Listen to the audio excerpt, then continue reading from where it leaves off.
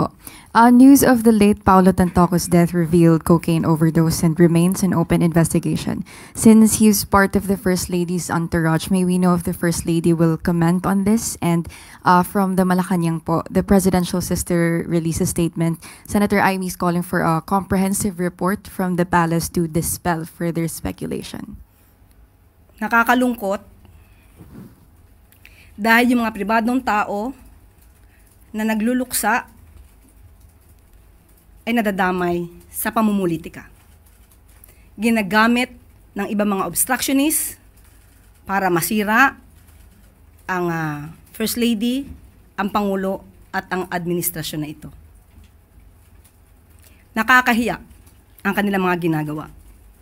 Unang-una, si Mr. Paulo Tantoco ay hindi po kasama sa official entourage ni FL o ni First Lady ng unang ginang. Nakakahiya dahil gumawa sila ng peking police report.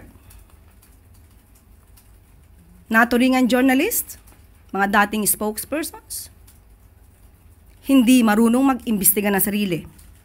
Hindi sila nagiging journalist, kundi nagiging propagandista ng kanilang mga sinusulong na interes. Ang sinasabing police report na naipost sa Facebook ay isang malaking kasinungalingan.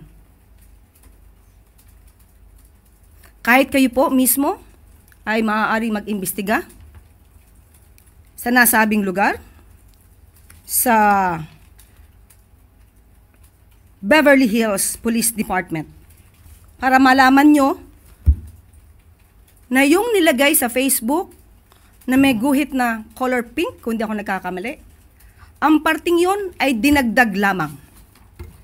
Nag-start ang mga salitang, and I quote, "and the cause of initially suspected to be drug overdose," up to the word Miro, yan po ay dinagdag lamang. Ito ay mga gawain upang masira ang unang ginang, ang Pangulo, at ang administrasyon na ito para sa pampersonal na interes. Tandaan po natin, ang unang ginang po, nung siya ay nasa Los Angeles, ay meron po siyang security service na provide ng US. At meron din po siyang kasamang PSG. Hindi rin po siya nag-stay sa nasabing hotel ni Mr. Tantoco. Iba po ang kanyang hotel. At meron po siya mga activities, March 8. Kung pwede po nating maipakita sa monitor. March 8, makikita niyo po sa screen na mayroong konsyerto para sa Filipino. Makikita niyo sa larawan din, Secretary Cristina Frasco. March 8 yan ginanap, hapon hanggang gabi. Papaanong masasabi ng mga obstructionist na to, ng mga fake news peddlers na to, ang patungkol sa nakita nilang mga tao doon sa vicinity? Kaya po yan ay dinagdag lamang. Nandito naman po yan sa Facebook ng unang ginang.